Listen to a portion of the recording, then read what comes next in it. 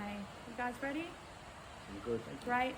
I wanted to talk today firstly about the deadly Optus outage, but I also wanted to make some comments about the Prime Minister's trip to New York over the next few days. Firstly on Optus, but how on earth can this happen again, and this time with such deadly consequences?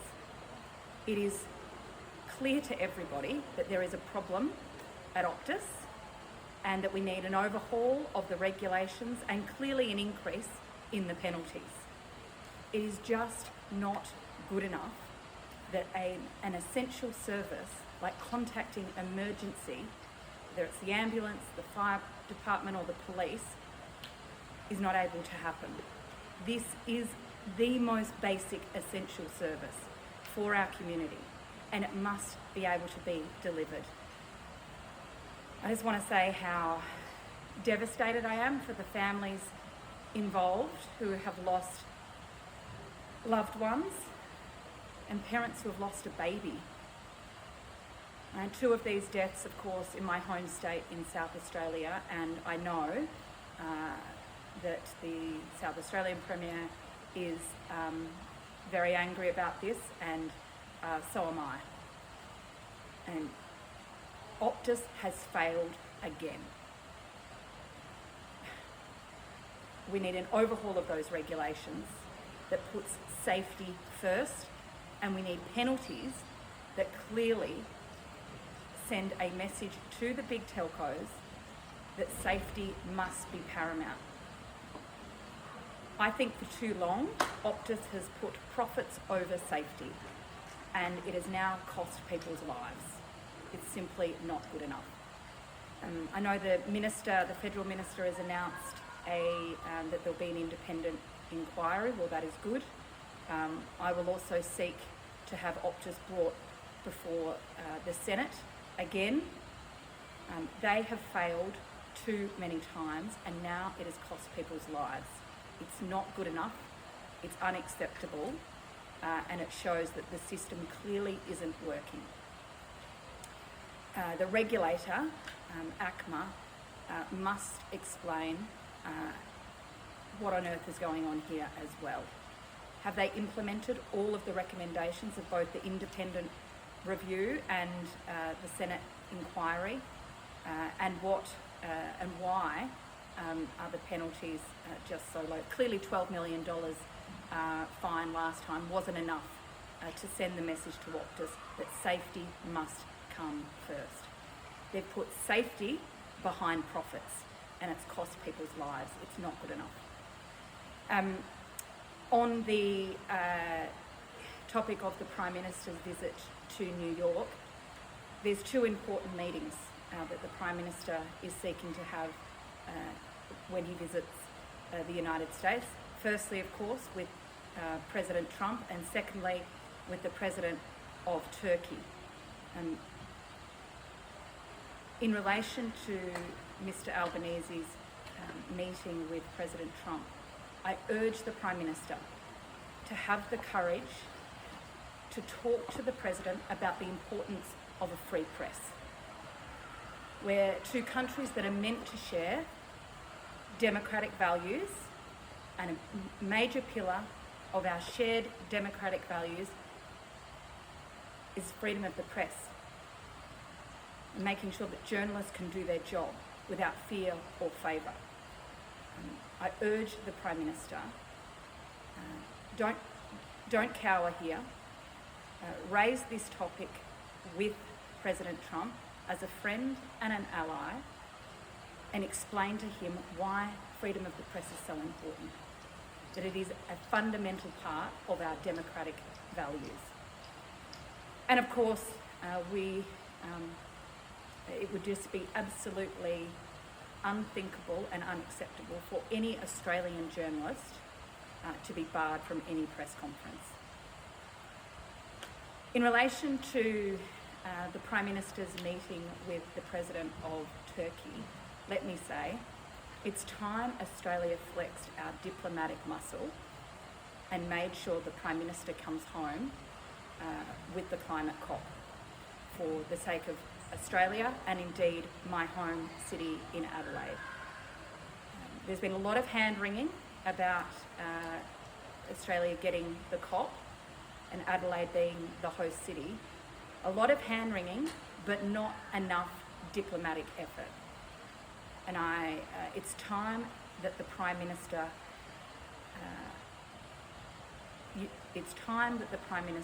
used his diplomatic muscle to bring the COP home to Australia. It's an important conference for our climate and our future here in Australia, but also around the world. And Australia should not be letting Turkey play games and bully their way into hosting it. Australia should be the host of COP. It should be in Adelaide, and the Prime Minister should bring it home. Any questions? Just with Optus, you mentioned there needs to be an overhaul of the regulation. Can you provide some detail exactly on what you think needs to change and what should be there instead? There's clearly a lack of safety first culture. There's clearly a lack of safety first culture from at least this big telco. We need to make sure that customers, whoever they are, whatever carrier they are on, when they need to call 000, they can. And if the provider cannot guarantee that service, then it must be given to somebody else to do. This is an essential service, and safety must come first. I'm also worried about the penalties regime. Clearly, the $12 million slap on the wrist that Optus got last time wasn't enough. It's not good enough. These are big for-profit telcos, and they're now costing people's lives. It's not okay. Regulations need an overhaul. The penalties need to be increased. There's a new bunch of rules coming into play from November to ideally step up the service being provided. They do require the providers, the telcos, to disclose information to authorities as soon as they know it. We know in this case that didn't happen. How do you see those changes working in light of this situation, and where should they be strengthened? Well, those recommendations, of course, came out of the last Optus catastrophe because Optus failed last time to communicate appropriately with authorities and, of course, the government and indeed their customers. It was the key recommendation out of the Senate inquiry last time Optus failed, and they shouldn't. But Optus should have learnt by now. They shouldn't be waiting for rules to come in place. They should have cleaned up their act straight away. And the fact that there was a lack of information coming out from Optus over the last 48 hours, the fact that first authorities were told it was a 2-hour outage, turns out now to be 10. That's a big difference in the middle of the day when people are needing to access communication services. Optus has failed again. And I think it is just absolutely unacceptable for Optus to have withheld information being sought by the South Australian Police. That is simply unacceptable. Optus clearly are failing their customers and they're failing at communication. It beggars belief that this is one of the biggest communication companies in the country, and they can't even contact the right people when they should and in a timely manner. For a communications company, they're pretty crap at communicating. Senator, since the last Optus outage, there's been an ACMA inquiry and a Senate committee inquiry as well. Do you have any criticism on government's actions since that 2023-2024 inquiry process? Was there a need for more to have been done? I think clearly the recommendations both out of that audit and out of the review and out of the Senate inquiry, and the government accepted all the recommendations, and that was good, but they haven't been all put in place yet. I think now we see another failure from a big telco and people's lives have been lost as a result. And I do think government needs to consider swifter action and an overhaul of these regulations to a point where safety is clearly front and centre. And for too long, this big telco, Optus, has put profits ahead of safety. And they've had 3 strikes now in over 2 years. They clearly can't be trusted to deliver the basic safety requirements they should for their customers. Just with the meeting with the Prime Minister going to New York, if he does come back home without a sit down with the President Trump, what do you think that says? Well, look, I think obviously, I think the Prime Minister needs to do whatever he can to engage with President Trump in the interests of Australia. But I'm also concerned that we need just as much diplomatic effort being put into his meeting with the President of Turkey. Because if the Prime Minister comes home empty-handed, without Australia being the host of the COP, that puts us in a pretty poor position.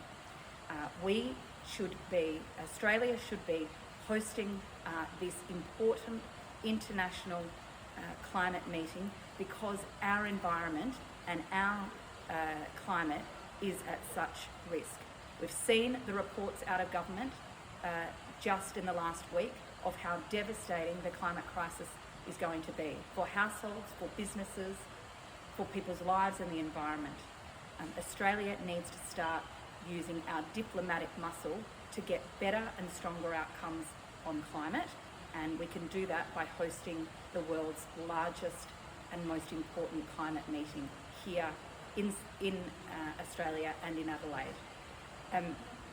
I do think in relation to the Prime Minister's engagement with Donald Trump that he must be strong in relation to what has happened over the last week. President Trump's attack on an Australian journalist, barring Australian journalists from press conferences outside of the United States, threatening US press in terms of cancelling their licences. And the problem we have here is that we are a country that for a long time has had shared values with the United States, shared democratic values, and Donald Trump is trashing each of them one by one. The latest is a free press, and I urge the Prime Minister, don't sit back and not have the hard conversation because you're happy you've got a meeting. Use the meeting for what it's worth, and that must mean standing up for democratic values and a free press. On the climate, the government has said that they won't seek to legislate the 2035 target unless there is a willingness within the Parliament to support that, pointing firmly at the Greens. Is legislating the 2035 target that was announced this week something the Greens would support? Well, look, we're going to consider all of our options, but let me say, everyone who understands the science and has listened to and read the recommendations and the findings in this week's climate risk report understands that a target of 62 is not enough to protect us from the worst parts of the climate crisis. And so, we wanted more ambition. The scientists wanted more ambition. Young people in this country want more ambition from this government. And I urge the government, they've set a range.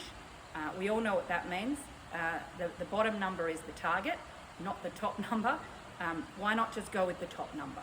Why not push us to be as good as we can, take those important steps as we can?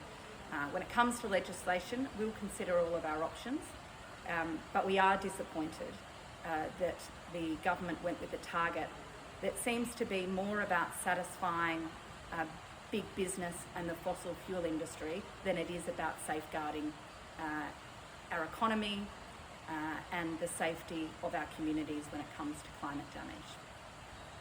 Thank you. Thank you.